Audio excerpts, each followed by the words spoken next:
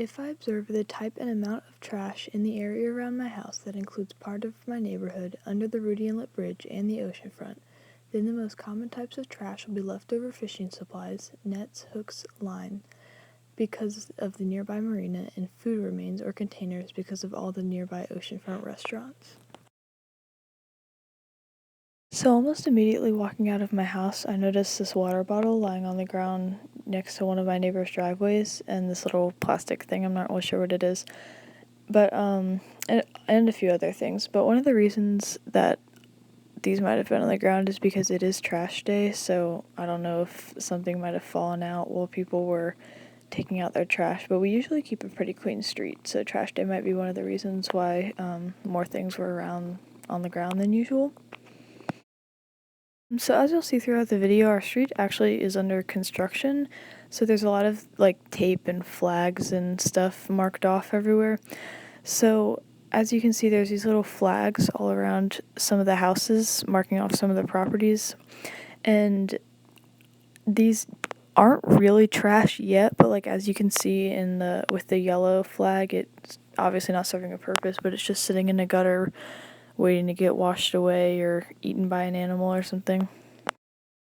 So this is an empty lot on our street, and it's actually for sale. I think they might be building a house here because it's marked as work zone with all the orange tape and everything. But I noticed immediately as I walked past it that there was a ton of trash scattered around, and I think you see the Sprite bottle and the Gatorade bottle, and there's a ton of just like water bottles and fast food takeout boxes and candy wrappers and all sorts of stuff. And I'm assuming this was left from the construction workers that work. They usually come during the summer, but they can't really get anything done when it's cold and windy and rainy and everything in the winter months. But so I guess the trash it's been here for a while, and since no one's here upkeeping the property, it just has sat there. And then this is another construction site a little farther down the street. It was actually an empty field that they are now converting into a parking lot, and you can see all the junk kind of thrown to the side. They haven't worked on this for a while again because they usually come during the summer. So I took a picture of this because it's actually something they put over the gutters around the areas that are really heavy in construction to make sure none of the debris or rocks or anything displaced from the construction falls down the gutters and washes into the ocean. And this one's a little beat up. We've had the snow and then a lot of rains, and it's probably been there a while again, probably since summer. So here's a view of the parking lot right across the street, and it's actually the parking lot of a marina. And there's the bridge that we're going to go under in a couple minutes and look for trash. And the fishing center, or the picture of it coming up here in a second, the fishing center actually is really busy in the summer, and that could lead to a lot of trash because a lot of the fishermen just leave their baits and stuff all over the place. And this is Big Sam's, which is a restaurant which is right on the water, and restaurants obviously also have a lot of trash and waste that they need to get rid of, and some of that could pollute the environment.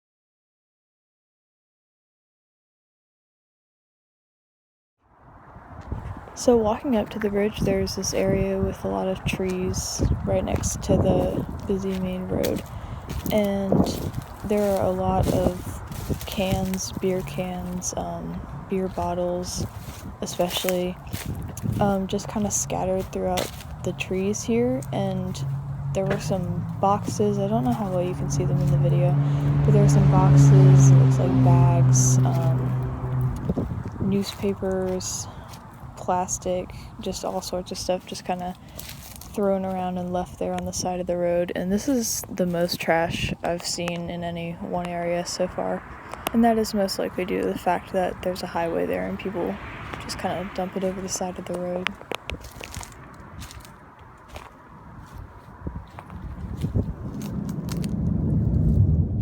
So this is actually the area under the bridge, and you can see there's a nice little path that has been paved, and there's the upper part. So I noticed in this little central area with a lot of grass, there was a lot of trash, and you can see there's a bottle there, and it's mostly like bottles and food wrappers and food containers that have been left around. There's a cone there. A lot of plastic bags, forks, even like apple cores and just like the remains of food and stuff. Some branches. The grass isn't really cut or anything.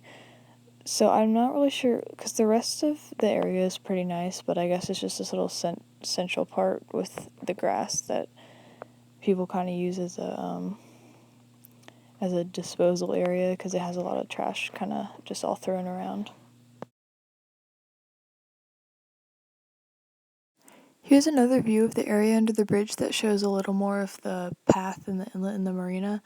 And there are rocks between the elevated pathway and the water, and I actually went down looking for trash on them, but all I could find were a few cigarette butts wedged in between the crevices. But other than that, there was no visible litter in the water itself, and this was pretty surprising because it was low tide, where more trash is usually visible because the debris brought in by high tide gets left behind, but I didn't see any today, so that's good. So here's a gutter that is a little off the path in the parking lot, and as you can see there's some trash stuck in that, and then these are cigarette butts that are on the ground in the grass near the path. And there's a trash can, and there's a lot like these around the path, around the beach, just around the area in general, and I think those really encourage people to just put things in the proper receptacle instead of throwing them on the ground, and that's really helped with trash recently. And I say recently because this whole path is actually fairly new. It's been constructed over the past few years and has completely transformed the area. The space under the bridge and the rocks that line the path all the way to the beach and eventually carry out past the shore to form a jetty, they actually used to be really, really disgusting. And it used to smell bad. There was trash everywhere. Not really the best way to get from the residential area where I live to the oceanfront. But the city put a lot of money into making improvements, putting the lights up, paving a path, installing railings. So now a lot more people use and value this area that was kind of forgotten about and neglected before. And as a result, it's seen a significant reduction in the amount of trash since these improvements because it's no longer viewed as just a place for fishermen and passerbys just to dump stuff. And that's definitely having a positive impact on the environment. I actually volunteered a couple of times for services to help clean up the marina and inlet, and this was before the renovations and everything, and we picked up so much stuff from beer bottles to plastic bags. People left empty coolers, cardboard boxes. Fishermen just abandoned their fishing lines and nets and weights when they were done, and I mean it was a mess, but now very little of that trash is visible anymore, and the conscious efforts to help revive this area have definitely been effective from what I can tell. And so I try to take pictures of the trash I did see, which, as you can see, isn't much, just a cup and a can, so that's good. Now I'm actually on the beach, and the shot doesn't show this, but there's actually a big park on the sand and then this orange fencing around it, and the rest of the beach looked pretty clean other than the paper I noticed trapped in the fencing. So it had evidently gotten blown there by the wind, which, by the way, was really strong. I had to take the sound out of the video so that you could hear the voiceover, but it was blowing really hard. And although, with the exception of a few scattered cigarette butts, there wasn't much trash visible on the beach, I'm sure there is trash all the time that blows down the beach and into the water and just doesn't have this fencing to catch it. Some potential research questions that came to mind after observing the trash in my area are: how do the different seasons affect the type or amount of litter found in certain areas? What is the most effective way for a local government to control the inappropriate disposal of solid waste? What are some methods that construction companies can apply to ensure that their work and employees don't litter or harm the surrounding environment? Is it a worthy investment for tourist destinations such as Virginia Beach to spend extra money on cleaning up litter? In other words, does a cleaner environment attract a significantly higher number of people? How successful have cleanup/litter reform programs actually been in keeping solid waste out of the environment? I think one of the biggest questions raised through my observation of trash in my area is, what is the most effective way that local governments can control the inappropriate disposal of solid waste? Since I've lived in the same place my whole life, I've seen the improvements that have been made, And really observing the trash now and comparing it to my memory of what it used to be makes me realize how far this area has come and how much work the city has put into making it a nice place to live and visit. So, an experiment testing the effectiveness of several different methods would be both interesting and valuable. So, the independent variable would be the different methods being tested, and some of those would include improvements to the area, like my city did with the path to the beach, which would include like sidewalks, nicer roads, streetlights, railings, etc.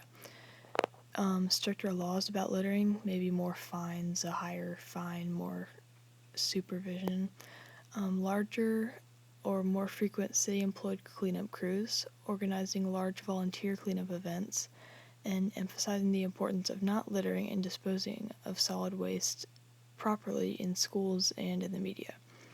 And the dependent variable would be the average amount of litter or improperly disposed of solid waste, and all of these methods would be aiming to decrease that number. So for the procedure itself, you could either find 5 similar cities or choose 5 separate but similar areas in one city. And obviously this isn't ideal because in a perfect world, like in a lab, you would have all of the cities be exactly the same temperature, same weather conditions, same everything that could possibly affect the amount of litter. But we don't have that, so we're going to try to get as close to it as we can. So you would apply one of the 5 methods to each area, and at the end of a period of time, which would probably be best for it to be a year or more so that you can get a good amount of time, probably the longer the better, and so that all of the seasons are included. And then you observe current litter levels compared to the old ones, and hopefully if the method was effective, it will have decreased those litter levels. And of course, like I mentioned, since this is the real world and not a laboratory, there are a lot of confounding variables that could weigh in.